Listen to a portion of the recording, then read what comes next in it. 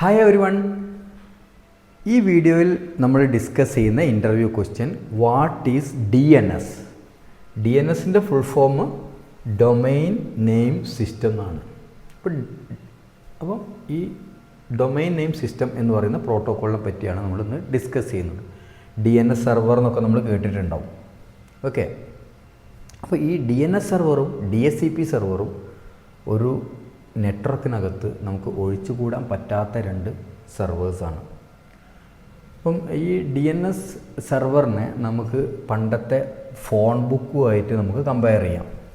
നിങ്ങൾ ഈ മൊബൈലൊക്കെ വരുന്നതിൻ്റെ മുന്നേ നമ്മൾ ലാൻഡ് ഫോണൊക്കെ യൂസ് ചെയ്തിട്ടുള്ള ആളുകളുണ്ടെങ്കിൽ അവർക്ക് ഓർമ്മ ഉണ്ടാവും, നമ്മളെ വീട്ടിൽ ഒരു ഫോൺ ബുക്ക് ഉണ്ടാവും.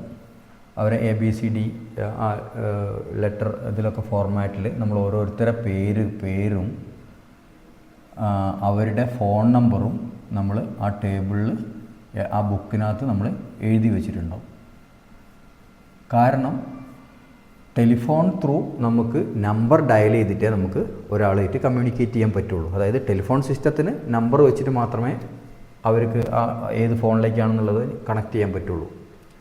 അപ്പം ഈ ഓരോരുത്തരുടെ ഫോൺ നമ്പറും കാണാതെ പഠിക്കുക എന്ന് പറയുന്നത് ഒരു ഹ്യൂമൻ ബീയിങ്ങിനെ സംബന്ധിച്ചിടത്തോളം ഒരു കുറച്ച് ഡിഫിക്കൽട്ട് ടാസ്ക്കാണ്. പക്ഷേ ഓരോരുത്തരുടെ പേര് നമ്മളെ മെമ്മറിയിലുണ്ടാവും അല്ലേ. എല്ലാവരുടെ പേര്, നമ്മുടെ ഫ്രണ്ട്സിൻ്റെ പേരായിക്കോട്ടെ, നമ്മുടെ റിലേറ്റീവ്സിൻ്റെ പേരായിക്കോട്ടെ, ഓക്കെ, നമ്മൾ ഇമ്പോർട്ടൻ്റ് ആയിട്ടുള്ള ആൾക്കാരുടെയൊക്കെ പേര് നമ്മൾക്കറിയാം.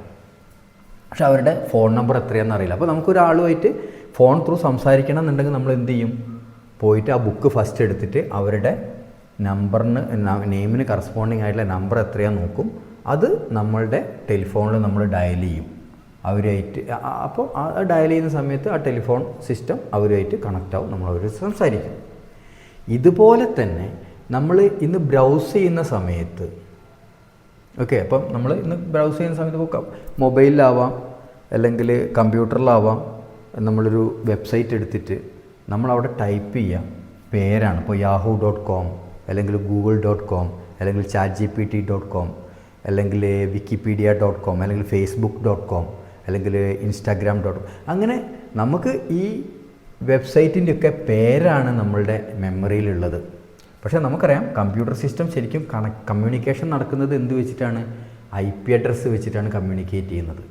അപ്പോൾ ഈ സെർവറുകളുടെ ഒന്നും IP അഡ്രസ്സ് നമുക്കറിയില്ല. അപ്പോൾ IP നമുക്ക് അറിയുന്ന ഈ പേരിൽ നിന്ന്, ഇപ്പോൾ നമുക്ക് ഇവിടെ ഫോൺ ബുക്കിനകത്ത് ഒരു ആളുടെ പേരും അവരുടെ ഫോൺ നമ്പറും തമ്മിൽ മാപ്പ് ചെയ്തതുപോലെ തന്നെ DNS സെർവറിനകത്ത് അവരുടെ ഡൊമെയിൻ നെയിമും ഓരോ സെർവറുടെ ഡൊമെയിൻ നെയിമും അവരുടെ ആ സെർവറിൻ്റെ IP അഡ്രസ്സും തമ്മിലുള്ള മാപ്പിംഗ് ആണ് ഈ DNS സെർവറിൽ ഉണ്ടാവുക. ഓക്കെ, അപ്പോൾ നമുക്കറിയാം, നമുക്ക് വേണമെങ്കിൽ നമ്മളുടെ കമ്പനിയിൽ നമുക്ക് ഇൻറ്റേർണലി വേണമെങ്കിൽ ഒരു DNS സെർവർ സെറ്റ് ചെയ്യാം. അല്ലെങ്കിൽ നമുക്കിപ്പോൾ എക്സിസ്റ്റിംഗ് ആയിട്ടുള്ള ഇപ്പം ഇൻ്റർനെറ്റ് കണക്ഷൻ തരുന്ന റൂട്ടറോ മോഡത്തിനോ വേണമെങ്കിൽ DNS സെർവറായിട്ട് ആക്ട് ചെയ്യാം. അതേപോലെ തന്നെ നമ്മളുടെ ISPൻ്റെ ഉള്ളിൽ ഓരോ ISPസിൻ്റെ ഉള്ളിലും അവരെന്ത് ചെയ്യുന്നുണ്ട്? അവരുടെ അതിലുള്ള സ്വന്തം DNS സെർവർ കീപ്പ് ചെയ്യുന്നുണ്ട്. ISPകളിൽ മാത്രമല്ല, ഓരോരോ വലിയ വലിയ സെർവർ കമ്പനി, എൻ്റർപ്രൈസ് കമ്പനികൾക്കും അവർ എന്ത് ചെയ്തിട്ടുണ്ട്. അപ്പോൾ അങ്ങനെ ഈ DNS സെർവർ എന്ന് പറയുന്ന സെർവർ ഒട്ടുമിക്ക നെറ്റ്വർക്കിനകത്തും ഉണ്ട്. അതിനകത്ത് എന്താ ഉണ്ടാവുക? ഓരോ ഡൊമെയിൻ നെയിമും അതിന് കറസ്പോണ്ടിങ് ആയിട്ടുള്ള ഈ മാപ്പിങ്ങും ഈ ടേബിള് ഈ DNS സെർവറിലുണ്ടാവും.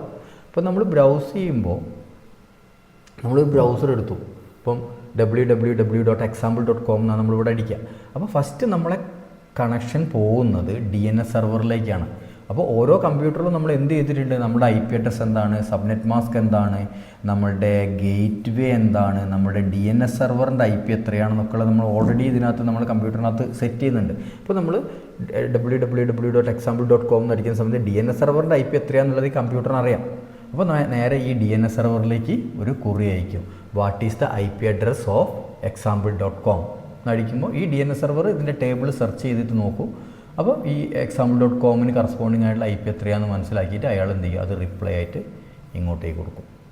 അപ്പോൾ അത് റിപ്ലൈ കിട്ടുമ്പോഴാണ് ഒരു HTTP റിക്വസ്റ്റ് നേരെ ഡയറക്റ്റ് IP ആയിട്ട് നേരെ ആ വെബ് സെർവറിലേക്ക് പോകുന്നത്. അതായത് example.comൻ്റെ IP ഉള്ള വെബ് സെർവർ 112.45.56.67 എന്ന് പറയുന്ന IP അഡ്രസ്സിനകത്തേക്ക് HTTP റിക്വസ്റ്റ് പോകും. അപ്പോൾ HTTPൻ്റെ റിപ്ലൈ നമുക്ക് ആ വെബ് പേജ് നമുക്ക് ലോഡ് ചെയ്ത് വരും. ഓക്കെ, അപ്പം ഇതിൻ്റെ പ്രോട്ടോക്കോളിൻ്റെ ആവശ്യം എന്താണ് എന്നുള്ളതാണ് നമ്മൾ എന്താണ് വാട്ട് ഈസ് DNS എന്ന് ചോദിക്കുന്ന സമയത്ത് നമ്മൾ ആൻസറായിട്ട് നമ്മൾ പറയേണ്ടത്. അപ്പോൾ നമുക്ക് പല രീതിയിൽ നമുക്കിത് ആൻസർ ചെയ്യാം. DNS is a protocol that translate human friendly domain names into IP addresses.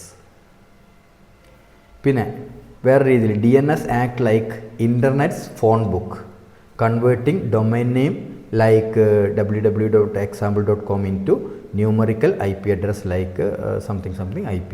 Okay, അപ്പോൾ ആ രീതിയിൽ നമുക്ക് വേണമെങ്കിൽ പറയാം.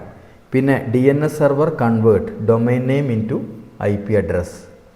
DNS simplifies browsing on the internet by allowing users to use easy to remember domain names instead of numerical IP address. പല രീതിയിലും നമുക്ക് definition പറയുന്നത് ഏറ്റവും സിംപ്ലസ്റ്റ് ആയിട്ടുള്ള രീതിയിലുള്ളത് നിങ്ങൾ ഓർത്ത് വെക്കുക. Okay, thanks for watching. Bye-bye.